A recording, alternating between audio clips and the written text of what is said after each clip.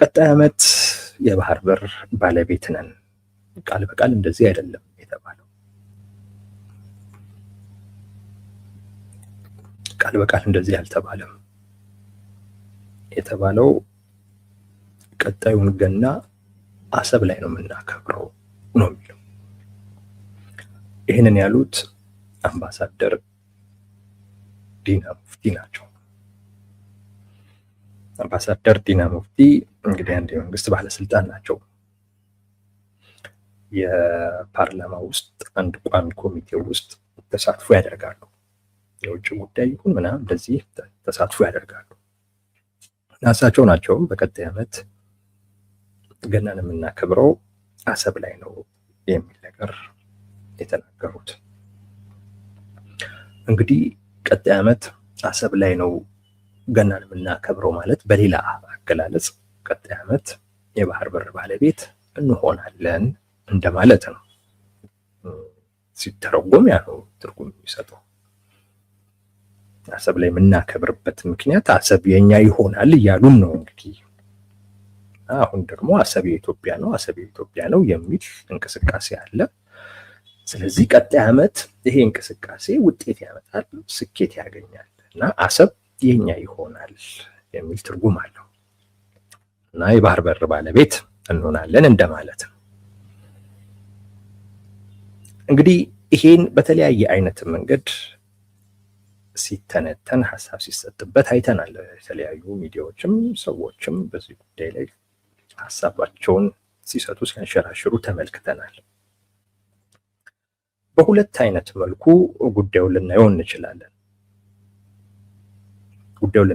በሁለት አይነት መልኩ አንደኛው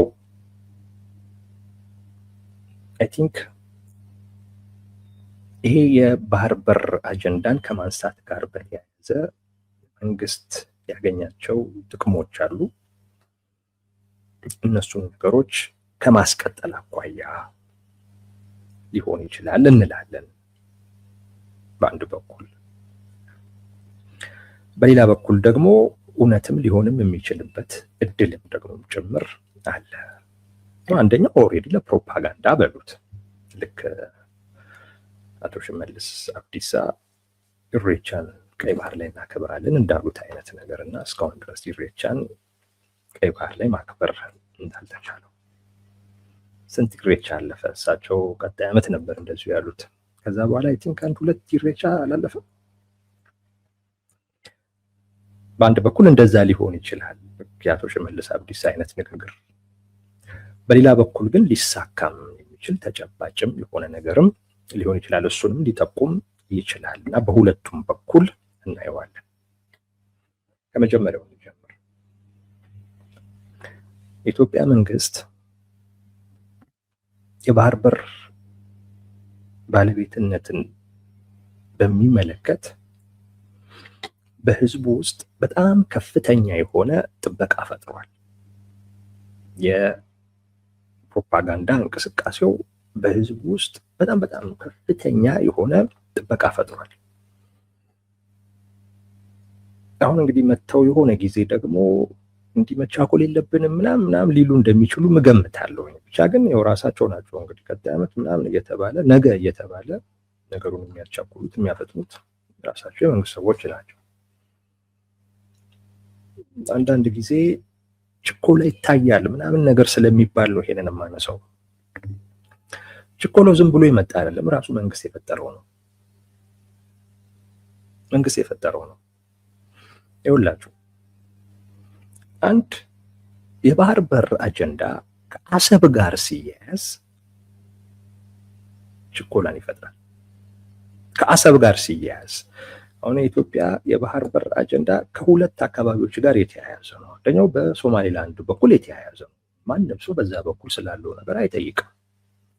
አሁን ኤምኦዩ የተደረሰ ምናምን እንደዚህ ብሎ የሚጠይቅም የለም። ኦልሬዲ ትተውታል። ከአሰብ ጋር ግን ሲያያዝ የተለየ መልክ አለው። የአሰብ ጉዳይ ለኢትዮጵያውያን ከስሜት ጋር የተያያዘ ጉዳይ ነው። ከስሜት ጋር እና ከስሜት ጋር የተያያዘ ጉዳይ ስለሆነ አትቸኩል ልትለው የምትችለው ጉዳይ አይደለም። ስሜት ብዙ ጊዜ ያቸኩላል። በቃ በስሜ አሰብ ሲባል አናቆም እኮ ብዙዎቻችን እኮ አናቆም አሰብ ምን ይሁን ምን ይዞ ይምጣ ምናምን እኮ የምናውቀው ነገር እኮ የለም። ግን በቃ አሰብ ሲባል በገፍ የተነጠቅነው አይነት ነገር እንደሆነ አድርገን ስለምናስብ መመለሱ ብቻ የሚሰጥን ረፍትና እርካታ አለ። ከዛ አኳያ ለመታገስ እንቸገራለን አሰብ ሲባል ማለት ነው። እና ከአሰብ ጋር ሲያያዝ የኢትዮጵያ የባህር በር አጀንዳ ከራሱ ከአሰብ ጋር ሲያያዝ በቃ አጀንዳው በስሜት ከሰው ጋር ተዋሃደ እንደማለት ነው። እና ደግሞ መንግስት ነው ደግሞ ያለው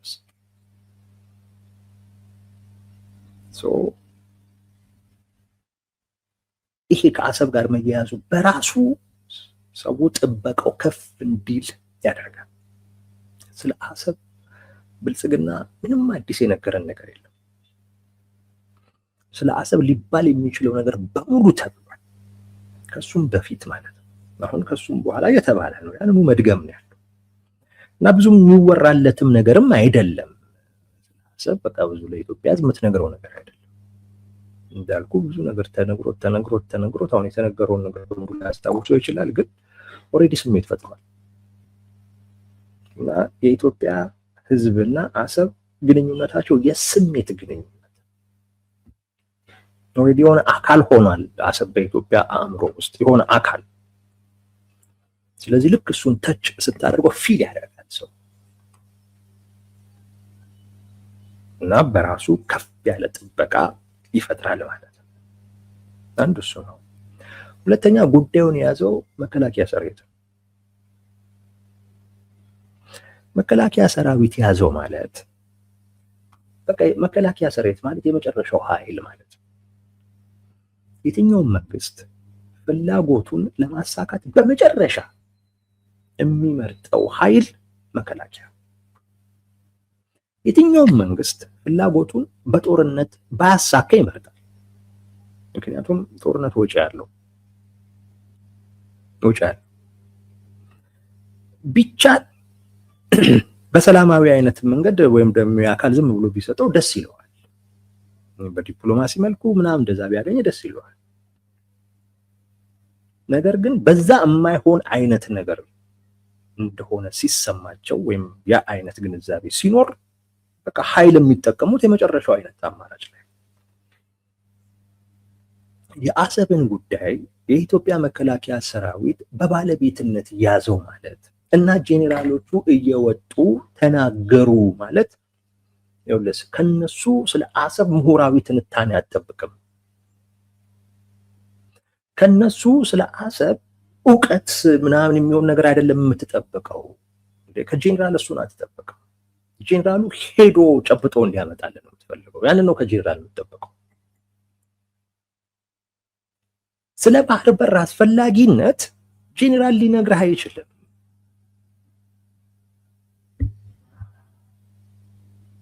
ጄኔራሉ ሄዶ ማምጣት ነው ስራው።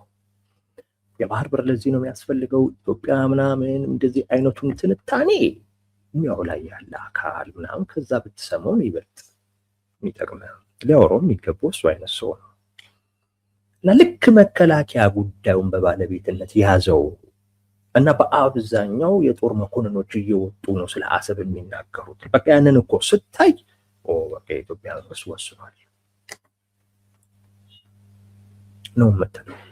ምናልባት አንድ በሙያው በዚህ ዘርፍ ላይ የዳበረ ልምድ ያለው እውቀት ያለው መጽሐፍ የጻፈ ሰው ወይም ሰዎች እነሱ ቢሆኑ የሚያወሩት ኦኬ ግንዛቤ መፍጠር እንቅስቃሴ ላይ ነው መንግስት ነው የምትለው። ዲፕሎማቶቻችን ምናምን ኤምባሲ ላይ ያሉ ሰዎች ምናምን የሚያወሩት ቢሆን በዲፕሎማሲያዊ አይነት መንገድ መንግስት ለማግኘት ነው እየሞከረ ያለው ትላለህ። ከህግ ጋር የተያያዘ እውቀት ያላቸው ሰዎች ምናምን ቢሆኑ በብዛት ይህን ጉዳይ የሚያወሩት መንግስት በህግ መንገድ የማግኘት ፍላጎት ነው ያለው። ስለዚህ ከ30 40 50 ዓመት በላይ ይፈጃል ነገር ምናምን ብለህ ልትል ትችላለህ። የጦር መኮንኖች አወሩት ግን ማለት በቃ ይዞት ሊመጡ ነው። ሄደው ነጥቀው ሊያመጡት ነው። ሌላ ምንም አይነት ትርጉም አይሰጥም። ባይዘው እኔ ወሬው በዝቷል ያልኩበት አንዱ ምክንያት ያ ነው። ጄኔራል ሲያወራ ብዙ ማውራት የለበትም። አንድ የጦር መኮንን በየሚዲያው እየቀረበ ደጋግሞ ሊያወራ አይገባም። በቃ የጦር መኮንን ጉዳዩን እኮ ያዘው እኮ ማለት ተወርቶ አልቋል ማለት ነው። አልቋል ማለት ነው። ስለዚህ መከላከያ ነው ጉዳዩን ያዘው። የጦር መኮንኖች ናቸው በብዛት የሚያወሩት። ስለዚህ ያለቀ ጉዳይ አድርገህ ነው የምትወስደው። ይህ በእርግጠኝነት ብዙዎች ጋር ያለን ስሜት ነው የምነግራችሁ። እና ከፍ ያለ ጥበቃ አለ። ያ ከፍ ያለ ጥበቃ በዛው ልክ ሰው እንዲጠብቅ ባደረግከው ልክ መስጠት ካልቻልክ የስሜት ጉዳይ ነው። ዝቅ ካለ እንደገና መልስ አታነሰው። ዝቅ ካለ እንደገና አታነሰውም። በቃ አሁን ላይ አይታችሁ ከሆነ የተወሰነ መቀዛቀዝ አለው። ዝቅ አለ ስል ወሬው ዝቅ ብሏል እያልኳችሁ አይደለም። እንደዛ እንዳታስቡ። በወሬ ደረጃ ምንም ዝቅ ያለ ነገር የለም።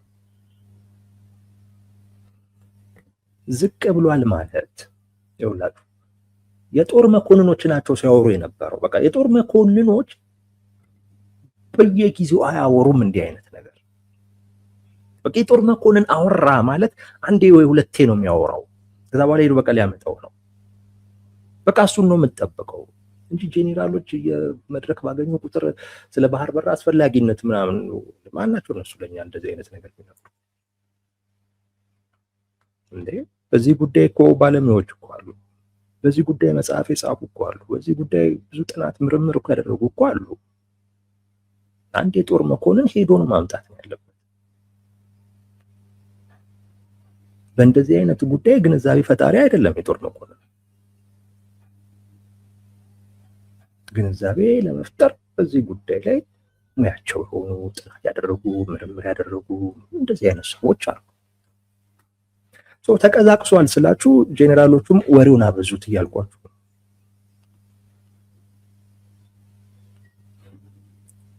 ጄኔራል ደግሞ ወሬ ሲያበዛ በቃ ብዙም ተቀዛቀዘ መቁጠር ትችላላችሁ። በጣም እያመነቱ ነው አይነት ነገር ነው እንጂ ወሬው እየተወራ ነው። አሁንም ያው አምባሳደር ዲና ሙፍቲ እኮ እያወሩት ከቻይና ጋር የተደረገው ውይይት ላይ አንድ የተነሳው ጉዳይ ይሄ ነው። ጠቅላይ ሚኒስትሩ የበዓል መልእክት ሲያስተላልፉ አንስተውታል። ብልጽግና የሆነ መግለጫ አውጥቷል። ወሬው እኮ አልቆመም አላሆነም። ግን ደጋግሞ በማያወራ ሰው ደጋግሞ እንዲያወራ ያደረጉት ነው ያንን ሀገር ሰው ጋር ከጠበቁ ከፈጠሩት ጥበቃ ጋር አብረው እየሄዱ አይደለም። እውነቴን ነው የምላችሁ። የጦር መኮንን ፊልድ ማርሻል በለው ጄኔራል በለው በየመድረኩ እየመጣ ስለ ባህር በር አስፈላጊነት ኢትዮጵያ እንዲህ እያለች ወሬ ካበዛ በቃ ይሰለቻል።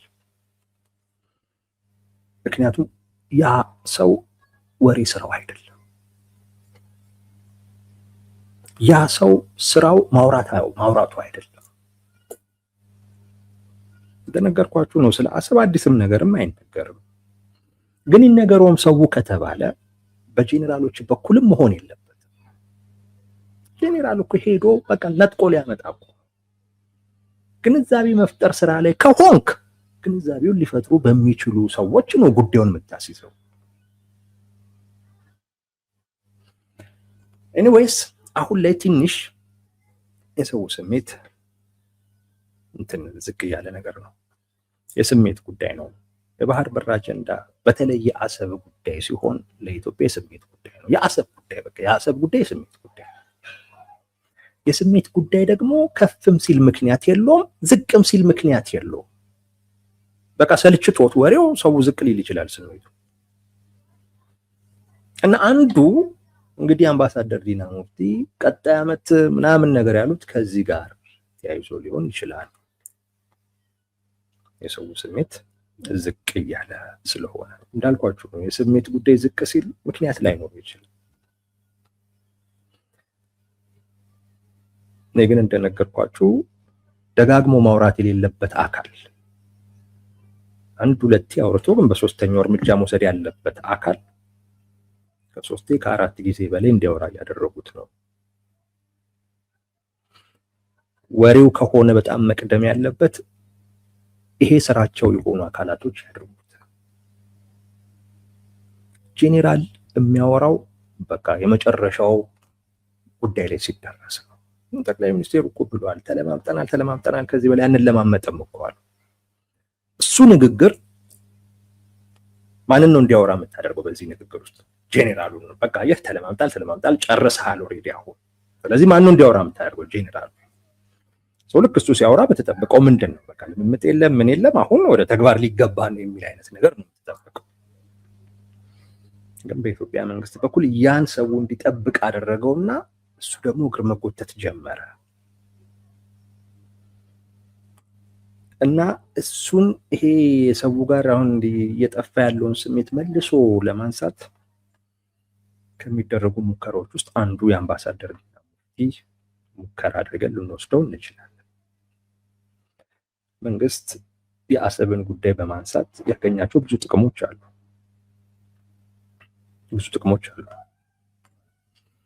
አንደኛው ወደ ውስጥ የነበረውን ትኩረት ወደ ውጭ ማውጣት ችሏል። ቀላል አይደለም። ወደ ውጭ ባተኮርክ ቁጥር የምትወቅሰው በውስጥ ጉዳይ ላይ ትልቅ ኃላፊነት አለበት ብለህ የምታስበውን አካል ለትንሹም ለትልቁም ጉዳይ ተጠያቂ የምታደርገው እሱ ነው። አሁን ትግራይ ውስጥ ባለው ጉዳይ ላይ የፌዴራል መንግስት ተጠያቂ ከመሆን አይደንም እኮ እያለን ነው። ደግሞ እውነቱም እሱ ነው። በፍጹም አይደንም። እንዲድን ለማድረግ የምትሞክሩ ሰዎች ካላችሁ በጣም የተሳሳተ ቲፒኤልኤፍንም አታድኑትም፣ ብልጽግናንም አታድኑትም። ትግራይ ውስጥ በሚሆነው ጉዳይ ተጠያቂ ናቸው። አይበላለጥም።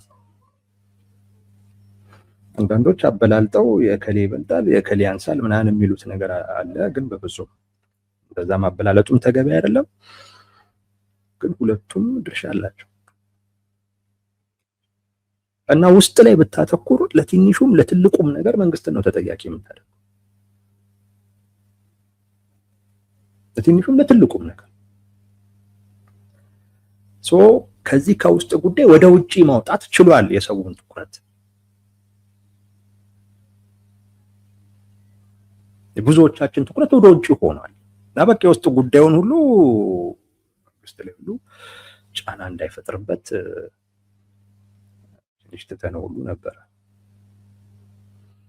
እዛም ላይ እግር መጎተት ሲጀምር የራሱን ኃላፊነትና ግዴታ ማስታወስ ተገቢ ይሆናል። የግድን ወደ ውስጥ አንተም ታተኩራለህ። ስታተኩር ኃላፊነት መውሰድ ያለበትን አካል ኃላፊነት እንዲወስድ ታደርጋለህ። ትኩረት ወደ ውጪ ማድረግ ችሎ ነበር። በጣም በሚገርም ሁኔታ እንደውም አንዳንድ ነገሮችን ሰው ሁሉ ሊታገስ ሞክር ይችላል። በቃ ይሄ ትልቁ ነገር ካለ በትንሹም በረቦም በማይረቦም ነገር ሁሉ መንግስትን መጨቅጨቅ ተገቢ አይደለም። አንዳንድ ነገሮችን ደግሞ ሌሎች አካላቶች ኃላፊነቱን ሁሉ መውሰድ አለባቸው ወደሚልም ትመጣለህ። በጣም ተጠቅሞበታል። ተቀናቃኞቹን በቃ አሳጥቶበታል። ተቃዋሚዎቹን ማለት ነው። በባህር በር ጉዳይ ላይ ነጥብ ያልጣለ ተቃዋሚ ማግኘት አስቸጋሪ ነው። የሀገር ጥቅም ነው፣ ብሔራዊ ጥቅም ነው። በዛ ጉዳይ ላይ ብዙዎቹ ተቃዋሚዎች የመተባበር ፍላጎት እንደሌላቸው ይልቁንስ ኢትዮጵያ የባህር በር ጥያቄዋን በቅንጦት ደረጃ ሁሉ ያዩት አሉ። ቅንጦት ነው፣ እንደዛ ነው የታየው በተቃዋሚዎች በኩል። ግን ቅንጦት አይደለም። የኢትዮጵያ ሕልውና አደጋ ውስጥ ነው ካልን የኢትዮጵያን ህልውና አደጋ ውስጥ የጨመረው ጉዳይ አንድ ጉዳይ ብቻ አይደለም። ብዙ ነው። ኢትዮጵያ አደጋ ላይ ነች ከተባለ አደጋ ላይ የሆነችባቸው ምክንያቶች አንድ ብቻ አይደለም፣ የተለያዩ ብዙ ናቸው። እነዛ ላይ ሁሉ መስራት ያስፈልጋል። የባህር በር ጉዳይ ቅንጦት አይደለም። የጋራ ነገር የሚያስተሳስረን ነገሮችን ለረጅም ጊዜ ያህል እንድናጣ ስለተሰራና ስላጣን አንድ ላይ መሆናችንን ትርጉም ስላጣብን ነው። በነገራችን ላይ በተወሰነም ደረጃ ካልተለያየን እያለን የምንጋደለው። የጋራ ሊያደርጉን የሚችሉ ሊጠቅሙን የሚችሉ ትርጉም ያላቸው ነገሮች አንድ ላይ በመሆን ብቻ ሊኖረን የሚችል አንድ ላይ ካልሆነን የምናጣው አይነት ነገር መኖር መቻል አለበት። የጥቅም ጉዳይ ነው በአብዛኛው የሚያስተሳስረ። እሱን መፍጠር የኢትዮጵያን ህልውና ከመታደግ አኳያ ትልቅ እርምጃ። ተቃዋሚዎች እንደ ቅንጦት ሁሉ ያዩታሉ። በግልጽም ከዚህ በተቃራኒ የቆሙ አካላቶች አሉ። አብዛኞቹ ነጥብጥለዋል። በዚህ ተከፋፍሏል። ሌላኛው በቀጠናው ላይ በጣም ተፎካካሪው የሆነውን ሻዕቢያን እረፍት አሳጥቶበታል። በዚህ አጀንዳ የባህር በር አጀንዳ ባይነሳ ኖሮ ሻዕቢያ ራሱ ላይ አተኩሮ የሚሰራበት አይነት ሁኔታ አይፈጠርም ነበር። የባህር በር አጀንዳ ከተነሳ በኋላ የኢትዮጵያ መንግስት የባህር በርን በየትኛውም አይነት መንገድ ለማግኘት ፍላጎት እንዳለው በሚያሳይ አይነት መልኩ ማስተዋወቅ ከጀመረ ጀምሮ አጀንዳውን ሻዕቢያ ራሱን ለዛ አይነት ጉዳይ ለማዘጋጀት ማድረግ ያለበት ጉዳይ ላይ ማተኮር ይችላል። በዛም ምክንያት እርግጠኛው ሆኑ ኢትዮጵያ ውስጥ የሚያሳልፈውን ጊዜ ቀንሷል። ኢትዮጵያ ውስጥ የሚያጠፋውን ገንዘብ፣ ጉልበት ምናምን ወደ ራሱ ሰብስቧል። እረፍት አሳጥቶበታል። ሻዕቢያ ራሱ ላይ እንዲያተኩር ሆኗል። እስረኛ መፍታት፣ እዛም መሄድ በቃ ራሱ ላይ እንዲያተኩር አድርጓል። ይሄ ባይሆን ኖሮ ታጣቂዎችን ለማደራጀት ኢትዮጵያን ለመበጥበጥ ምናምን በቂ ጊዜ ሁሉ ኖሮት ወይም ደግሞ የሙሉ ጊዜ ስራ ያደርገው ነበር። የባህር በር አጀንዳ ግን መነሳቱ አብዛኛውን ጊዜ ራሱ ላይ እንዲሰራ አድርጎታል እና ኢትዮጵያ ውስጥ የሚያጠፋውን ጊዜ ቀንሷል። በጣም እረፍትም አጥቶበታል። ሻዕቢያ እና መንግስት ተጠቀሙበታል። በዚህ አቴንሽን መንግስት በጣም አቴንሽን አግኝቶበታል። ዓለም አቀፍ አቴንሽን አግኝቶበታል። በዚህ ሁሉም የሚያወራው በኢትዮጵያና በኤርትራ መካከል ጦርነት ሊጀመር ነው። ያም ደግሞ የሚሆነው በጠቅላይ ሚኒስትሩ አብይ አህመድ የባህር በር ፍላጎት ስላላቸው ነው ምናምን ተብሎ የኢትዮጵያ መንግስትም በተለይ ደግሞ ጠቅላይ ሚኒስትሩም በጣም ትልቅ አጀንዳ ሆኗል በዚህ እና በዚህም ራሳቸውን አካባቢው ላይ ተጽዕኖ ፈጣሪ መሪ አድርገው ማቅረብ ችለዋል። ትልልቅ ሀገራቶች ምንም እየመጡ ከሳቸው ጋር የሚነጋገሩበት ግንኙነት ማድረግ የሚፈልጉበት አንዱ ምክንያት ከዛ ጋር የተያዘ የቻይናው የውጭ ጉዳይ ሚኒስቴር የመጡበት ምክንያት ከዛ ጋር የተያዘ ነው። የሶማሌላንድ ጉዳይ ከታይዋን ጋር ያላቸውን ነገር ጥያቄ ውስጥ ወይም ጥያቄ እንዲነሳባቸው አድርጓል። እስራኤል ወደ ቀጠናው መምጣቷ በነገራችን ላይ ተረጋግጧል። የጦር ሰፈር ታገኛለች ሶማሌላንድ ላይ የሀገርነት እውቅናውን ለመስጠት ያንን እንደምታገኝም ተስማምተው ነው የሀገርነት እውቅና የሰጠችው። እስራኤል በአካል ትመጣለች። ዙራዙ ሌላ ጉዳይ ነው። የእስራኤል መምጣት እና ቀጠና ውጥረት በውጥረት ውስጥ መሆን ቻይናን አስክቷታል። ኢትዮጵያ ጋር የመጡበት ዋነኛው ምክንያት በቀጠናው ላይ የኢትዮጵያ መንግስት ያለውን ሚና ስለተረዱ ነው። ሻዕቢያ ጋር አይደለም የሄዱት፣ ጅቡቲ መሪ ጋር አይደለም የሄዱት፣ ቀጥታ ኢትዮጵያ ጋር ነው የመጡት። የቀጠናው ውጥረት ውስጥ የገባበት አንዱ ምክንያት ከኢትዮጵያ ፍላጎት ጋር በተያያዘ እንደሆነ ስለሚያውቁም የባህር አክሰስንም ጉዳይ ያነሱት። ምን እላችሁ ፈልጌ ነው፣ መንግስት አቴንሽን አግኝቶበታል እና ተጽዕኖ ፈጣሪ መሆኑንም አሳይቶበታል። በተለይ እንደ ግለሰብ ጠቅላይ ሚኒስትር አብይ አህመድ የባህር በር ብዙ ነው የጠቀመው መንግስት። ስለዚህ እንዲረሳ አይፈልግም ነው የምላችሁ። አጀንዳውን ደጋግሞ ያነሷል እና የአምባሳደር ዲና ሙፍቲ ቀጣይ ዓመት በቃ አሰብ የኛ ነው የሚለው ንግግራቸው እንግዲህ እነዚህን ጥቅሞች ለማስጠበቅ ካለመ ነው ብለን በአንድ በኩል እንደዚህ ልናየው እንችላለን። በሌላ በኩል ሊሳካም የሚችልም ጉዳይ ተደርጎ ሊታይም ይችላል። ዛሬ አንድ ሪፖርት ወጥቶ ነበር። አንድ የተባበሩት መንግስታት ላይ ያለ አንድ ተቋም ነው። ያ ተቋም በ2026 የሚኖሩ ቀውሶች ብሎ ከዘረዘራቸው 10 ቀውሶች ውስጥ አንደኛውና በዋናነት የተቀመጠው በኢትዮጵያና በኤርትራ መካከል ጦርነት ይኖራል የሚለው። ሌሎችም አሉ፣ የቬንዙዌላ፣ የሶሪያ ምናምን እንደዚህ የሚጠቅሳቸው። ግን ዋነኛው በኢትዮጵያና በኤርትራ መካከል ጦርነት ይኖራል። ፎሬን ፖሊሲ የሚባል አሜሪካ ውስጥ ያለ የፖሊሲ አማራጮችን የሚያቀርብ አንድ ተቋም 2025 ላይ እንደዚሁ አይነት ነገር ተናግሮ ነበር። ስጋት አለ በኢትዮጵያና በኤርትራ መካከል የጦርነት ስጋት አለ የሚል። ይሄኛው ወደ ግጭት እያመራ ነው እንደውም ጉዳዩ ወደሚል ደረጃ ሁሉ ነው ከፍ ያደረገው አሁን የወጣው ሪፖርት።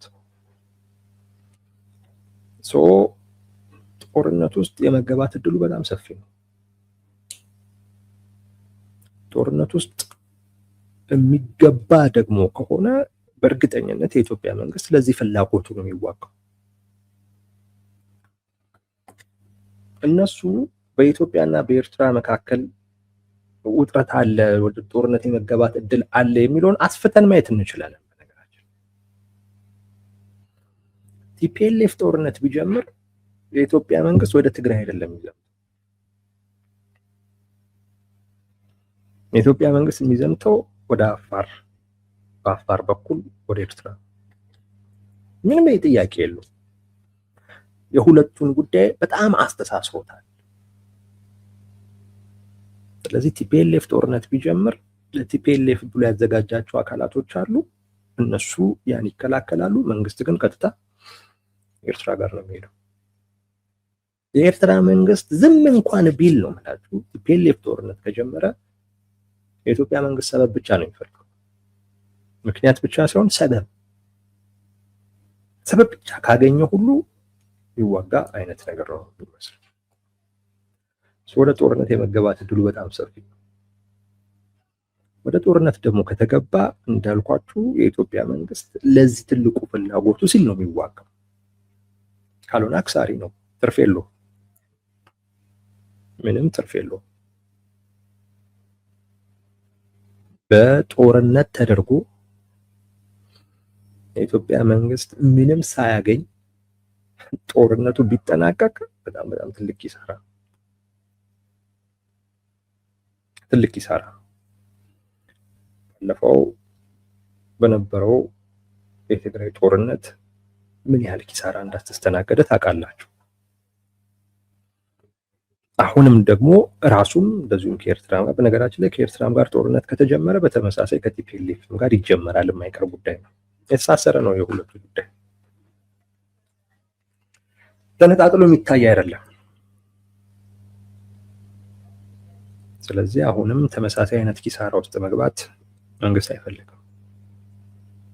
አንድ የባህር በሩን ማግኘት ይፈልጋል። ሁለት የኢሳያስ አፈወርቂን አስተዳደር ያበቃል። ከዛ ያነሰ ውጤት በጦርነት ከዛ ያነሰ ውጤት ኪሳራ እንጂ ምንም ትርፍ የለውም። በእርግጠኝነት የኢትዮጵያ መንግስት ለኪሳራ ይዋጋል ብዬ አላስብም። ጦርነት ቢጀምር ለመከላከል ነው ምናምን ብሎ መከላከል ላይ ብቻ አተኩሮ ይንቀሳቀሳል ብዬ አላስብም። አጋጣሚ ተጠቅሞ ትልልቆቹን ፍላጎቶቹን ለማሳካት ይሰራል። የኢሳያስ አፈወርቂን አገዛዝ እንዲያከተም ማድረግ እና ኢትዮጵያ የባህር በር እንዲኖራት ማድረግ። ለነዚህ ፍላጎቶቹ ይዋጋ ከሆነ እንጂ ከዚህ በታች ለሆነ ነገር አይዋጋም። ይህንን ካየን ወደ ጦርነት የመገባት እድሉ ሰፊ መሆኑን ካየን ወደ ጦርነት ደግሞ ከተገባም የኢትዮጵያ መንግስት ሊዋጋ የሚችልበት ጉዳይ ምን እንደሆነ ካወቅን አይ ቲንክ ይሄ ነገር ከ2026 በላይ የሚሻገር አይመስለኝም። በእንደዚህ አይነት ሁኔታ ይሄ የምርጫ ወቅት ነው ለኢትዮጵያ። በምርጫ ወቅት ላይ ትንሽ የፖለቲካ ጉዳይ ከፍ ይላል ተብሎ ስለሚታሰብ አይ ቲንክ በተቃዋሚዎቹም በኩል የሆነ አይነት እንቅስቃሴ ለማድረግ መሞከሩ አይቀርም። ምርጫውም እንዳይደረግ ራሱ ፍላጎትም አለ። እነዛ ነገሮች ተደማምሮ ወደ ጦርነት ሊያስገቡ የሚችሉ እድሎች አሉ። ቲፒኤልኤፍ እኔ ጋር ምርጫ አይደረግም ምናምን የሚለው አቋሙን እየገፋበትን ያለው እንግዲህ አሁን ትንሽ ጸባይ ገዝቷል እያልን ነው። እንግዲህ በሂደትም ደግሞ የበለጠ የሚገዛ ከሆነ አናቅም። ግን በያዘው አቋም ምርጫ አይደረግም በሚለው ግን ከገፋበት ነገሮች ወደ ጦርነት የሚሄድ እድላቸው በጣም ሰፊ ነው። በእርግጠኝነት የኢትዮጵያ መንግስት በአሁኑ ምርጫ ትግራይ ላይ አይደረግም ካለ እኔ በቃ እውነቴን ነው የምላችሁ በጣም ነው የምስቀው። በጣም ነው የምስቀው። በጣም ከየትኛውም ክልል በላይ ምርጫ መደረግ የሚችልበት ሁኔታ ምርጫ መደረግ ያለበትም ቦታ ትግራይ ክልል ከየትኛውም ሁኔታ በላይ አንለስ የፌዴራል መንግስት ምርጫ አደርጋለሁ ብዬ መሄዴ ከቲፒኤልኤፍ ጋር ጦርነት ውስጥ ይከተኛል ብሎ ራሱ አፈግፍጎ ካልተወው በስተቀር ትግራይ ላይ ምርጫ መደረግ አለበት። የትግራይ ትልቁ ችግር ህጋዊ የሆነ መንግስት የሌለ በመሆኑ ነው። በህዝብ የተመረጠ ህጋዊ የሚባል ኃላፊነት ሊሰጠው የሚችል ተጠያቂ ሊሆን የሚችል መንግስት ካለመኖሩ ጋር የተያያዘ ነው ትግራይ ውስጥ ያለው ችግር። የፈለገ ችግሩን እያንዳንዱን በጥልቀት መርምሩ፣ መፍትሄው ምን ሊሆን ይችላል ብላችሁ ፈትሹ። ችግሩ መንግስት ካለመኖር ጋር የተያያዘ ነው። መፍትሄውም መንግስት እንዲኖር ማድረግ ነው። ትግራይ ላይ ምርጫ ካልተደረገ ትግራይ ላይ ምርጫ ያልተደረገበት ብቸኛው ምክንያት ቲፒኤልኤፍ እንዳይደረግ ስለፈለገ ብቻ ነው። ከዛ ውጪ ሌላ ምክንያት የለም። ቲፒኤልኤፍ የኔ እውቅና ካልተመለሰ ምርጫ አይደረግም ስላለ ብቻ ነው ካልተደረገም አይደረግም። ከዚህ ውጪ ግን ጦርነት የለም። ከዚህ ውጪ ግን ከየትኛውም አካባቢ በተለየ ሁኔታ እንደውም የትግራይን የተለየ ሁኔታ የሚያደርገው ትግራይ ከሌሎች አካባቢዎች በተለየ ሁኔታ በጊዜያዊ መንግስት ነው የሚተዳደረው። ስለዚህም ሁለት ለጦርነት በሚፈላለጉ አካላቶች የተመሰረተ ጊዜያዊ መንግስት በእነሱ ስምምነት የተመሰረተ እንዲሁ ስታዩት ሊሰራ የማይችል ጊዜያዊ መንግስት ነው። ትግራይን ከሌላው አካባቢ ልዩ የሚያደርጋት ይሄ በትግራይ ላይ ምርጫ አማራጭ የሌለው ጉዳይ ነው። አይ ቲንክ የኢትዮጵያ መንግስት በዚህ አይነት መልኩ ይረዷል የሚል ግምት አለኝ። ስለዚህ ምርጫ አደርጋለሁ ይላል፣ ቲፒኤልኤፍ አታደርግም ይላል። በዛ መሀል ወደ ጦርነት ሊገባ ይችላል። እስከዛ ድረስ ቲፒኤልኤፍ ጸባይ ካልገዛ አቋሙን ካልቀየረ ያ ጦርነት ወደ ኤርትራ የሚዛመት ጦርነት ነው። ከትግራይ ጋር ትግራይ ውስጥ ካለው ቲፒኤልኤፍ ጋር የሚደረግ የትኛውም አይነት ጦርነት ሻዕቢያን ስቦ ይገባል፣ ስቦ ያስገባል። አማራጭ የለውም። ማን ነው የሚስበው ነው ልዩነቱ። ቲፒኤልኤፍ ነው የሚስበው ወይስ ራሱ ፌዴራል መንግስት ነው የሚስበው? እሱ ነው እንጂ ልዩነቱ። ከህወሓት ጋር የሚደረግ ጦርነት አሁን እንደገባኝ ሻዕቢያን ያሳትፋል። ይህንን ከተረዳን እንግዲህ የኢትዮጵያ መንግስት ለባህር በር ብሎ ይዋጋል። ያለውን አቅም ስናይ ቢያንስ አሰብን መቆጣጠር የሚያስችል አቅም ያጣል የሚል ግምት የለም። ቢያንስ ከዛ አንጻር ምናልባት ዲና ሙፍቲ እንዳሉት በቀጣይም ዓመት ገናን አሰብ ላይ ሊከበር የሚችልበት እድል ይኖራል እና በዚህ አይነት መልኩ ልናየውም እንችላለን። በሁለት አይነት መልኩ አንዱ የህዝቡ ጥበቃ ትንሽ እየቀነሰ በመምጣቱ ምክንያት ሰው እየተሰላቸ በመምጣቱ ምክንያት ወሬው አሰላቸ፣ በጣም ያሰለች ነው። እውነት ለመናገር እየሰለቸኝ ነው ወሬው። ጄኔራል ደጋግሞ ሲያወራን ይሰለቸኛል። ጄኔራል አንዴ ነው የሚያወራው፣ ከዛ ምንድን ነው የሚያደርገው ያደርገዋል ነው። ጄኔራል ሲባል የሚመስለኝ እንደዛ ነው እንጂ ጄኔራል እየወጣ እንደ ምሁር በዛ ጉዳይ ላይ እንዲህ ወታደራዊ ጉዳይ እንኳን ቢሆን እሺ፣ የባህር በር ለኢትዮጵያ አስፈላጊ ነው፣ የህልውና ጉዳይ ነው፣ በዚህ ምናምን እያለ ሲያስተምር ሊታይ የሚገባ አይመስለኝም። ለዛ ራሱን የቻለ አካል አለ እና ይሄ ነገር ሰውን እያሰላቸው በመምጣቱ ምክንያት እንደገና የሰውን ስሜት በጣም እንዳያሽቆለቁል ባለበትም ለማስጠበቅ ቢቻልም ወደ ነበረበት አይነት ደረጃ ላይ ለማድረስ የሚደረግ ጥረት አድርገን ልንወስደው እንችላለን በአንድ በኩል።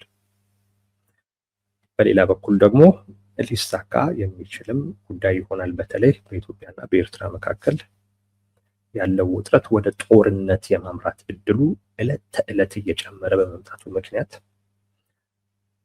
ወደ ጦርነት ደግሞ ከተገባ የኢትዮጵያ መንግስት ለባህር በር ጭምር ስለሚዋጋ ከተዋጋም ደግሞ ቢያንስ በትንሹ አሰብን የመያዝ አቅም ስለማያጣ ሊሳካም የሚችልም ጉዳይ ተደርጎ ሊታይ ይችላል። ይሄው ነው ወዳጆች።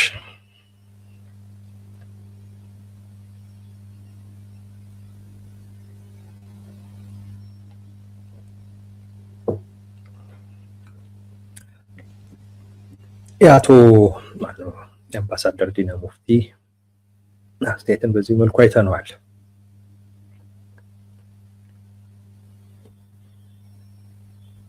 ቴዲ ለኢትዮ ኤርትራ ሰላም በማምጣት የኖቤል ተሸላሚ የሆነ መንግስት ተመልሶ ኤርትራ ጋር ይዋጋል ብለህ ታስባለህ?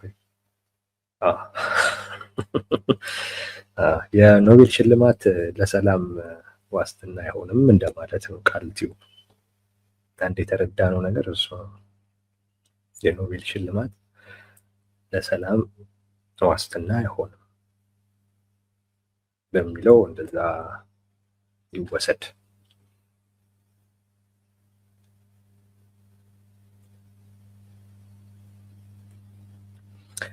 ራሄል እንደኔ መንግስት ህወሓት ተፈጥሯዊ ሞት ይሞት ብሎ የወሰነ ይመስላል። ህወሓት ደግሞ 9 ነፍስ አለኝ እያለ ነው። ራሄል በጣም ልክ ነሽ። መንግስት ቲፒኤልኤፍ ተፈጥሯዊ ሞቱን ይሞት ብሎ አስቧል። ግን ተፈጥሯዊ ሞቱን እንዳይሞት ግን የሚያደርገው ደግሞ ውጥረቱ ደግሞ አለ። ወደ ጦርነት የመገባት እድሉ ደግሞ አለ። ያ እስካለ ጊዜ ድረስ ቲፒኤልኤፍ ተፈጥሯዊ ሞቱን አይሞትም። ያ ውጥረት ያ ጦርነት ሊመጣ ነው የሚለው የጦርነት ድባብ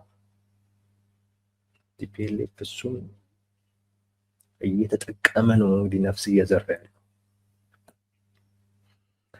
እና ልክ ነሽ። የመንግስት እሳቤ አንቺ እንዳልሽው ነው። ተፈጥሯዊ ሞቱን ይሙት ብሎ ነው እያሰበ ያለው።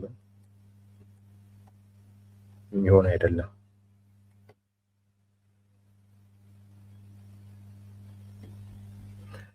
ቴዲ ከኤርትራ ጋር ስንዋጋ የሳውዲ ሚናን እንዴት ታየዋለህ? ቀላል ይመስልሃል ወይ? አይ ይሆናል የሚል ግምት የለኝም።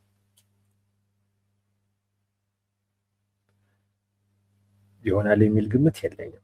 ቀላል የሚሆን አይደለም። ከባድ ነው ሊሆን የሚችለው፣ ግን ደግሞ አንዳንዴም እንደገመትነውም ላይሆን ይችላል። በነገራችን ላይ አሁን እንደውም ከሳውዲ በላይ የግብፅና የሳውዲ ጥምረት ለኢሳያስ አፈወርቂ የሆነ ትልቅ ድጋፍ የሆነዋል ምናምን ብለን ልናስብ እንችላለን። ግን ስርዓቱ በጣም የበሰበሰ ስርዓት ነው የሻዕቢያ ስርዓቱ በጣም የበሰበሰ ነው እና ቆየውን ቢሉ እኮ ሊያቆዩት እኮ የሚችሉት እኮ አይደለም። እውነቴን ነው የምለው። ሻዕቢያን እኮ ማገዝ ኪሳራ እኮ ነው የሚሆነው። ነገሩ ወደ ጦርነት ካመራ ሻዕቢያን ማገዝ ኪሳራ ነው በጣም ምንም። ምክንያቱም በቃ ሰርቫይቭ የማያደርግ ስርዓት ነው። የለም እኮ ተቋም የሚባል ነገር እኮ የለም። በቃ አታተርፈውም። ሻዕቢያ የሚባለውን ነገር የምታተርፈው አይደለም። እና ያንንም ተገንዝበው ብዙ ወጪ ላያወጡበት ይችላሉ።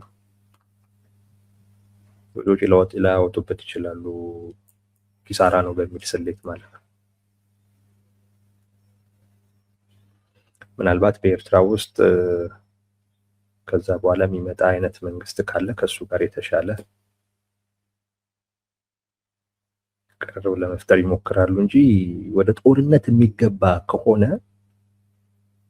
የግብፅ የሳውዲ ሚና ከባድ ነው ብሎ ማሰብ ይቻላል። አንድ እንደምንጠብቀውም ላይሆንም ይችላል። ምክንያቱም እንዳልኩ ኦልሬዲ እየፈረሰ ያለ ነገርም ስለሆነ ጭራሽ ጦርነት ታክሎበት አታተርፈውም።